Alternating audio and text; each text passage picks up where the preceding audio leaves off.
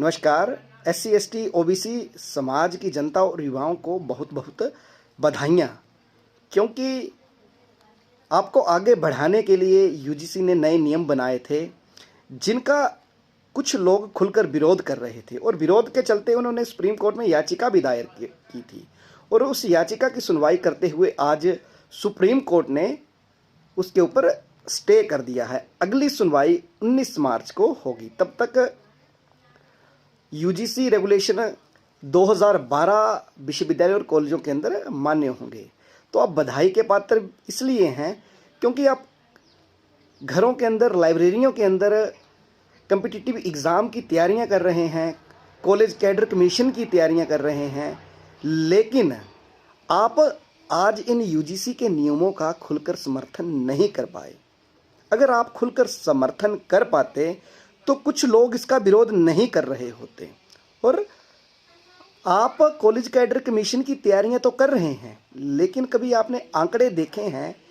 भारत देश के केंद्रीय विश्वविद्यालयों में 80% सीटें OBC वर्ग की खाली पड़ी हैं। ST की 83% खाली पड़ी सीटें हैं। 69% SC वर्ग की सीटें खाली पड़ी हैं। लेकिन आप तैयारियां करते रहिए। आप कभी इसके समर्थन में खुलकर मत बोलना, क्योंकि आपको लगता है अगर आप खुलकर समर्थन करेंगे तो आपको कभी ये बाहर निकाल देंगे। वैसे भी ये आपको इंटरव्यू पैनलों के अंदर जाति देखकर बाहर कर देते हैं और आने वाले समय में भी ऐसा ही होगा। अगर UGC ने 118.4% जो जातिगत भेदभाव के बढ़े हुए मामले रखे थे, तो आखिर वो जातिगत भेदभाव किसके साथ हुआ था? ये आंकड़े UGC ने कहां से लाए थे? ये आप ही लोग थे जिनके साथ जातिगत भेदभाव हुआ था और आने वाले समय में ये होगा। ये कम नहीं होगा। अगर ये कम होना होता तो पहले ही कम हो चुका होता, क्योंकि आपको आगे बढ़ाने के लिए UGC ने नए नियम बनाए ताकि ये 118.4% भेदभाव के मामले कम हो सकें।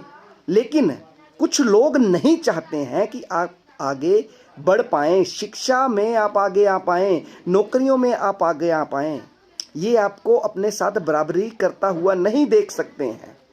ये आपका हमेशा विरोध ही करेंगे। पहले मंडल कमीशन का विरोध हुआ, आज UGC के नए नियमों का विरोध हुआ। कल को आपके हक में, आपके अधिकार के लिए सरकार नया कोई नियम लाएगी, ये उसका भी विरोध करेंगे। लेकिन आप तैयारियां करते रहिए, फिर भी इंटरव्यू पैनल्स के अंदर आपको बाहर कर दिया जाएगा, आपकी जाति देखकर बाहर किया जाएगा। ये भारत के अंदर होता है और होता रहेगा। आप इसके लिए कभी भी मत लड़ना, कभी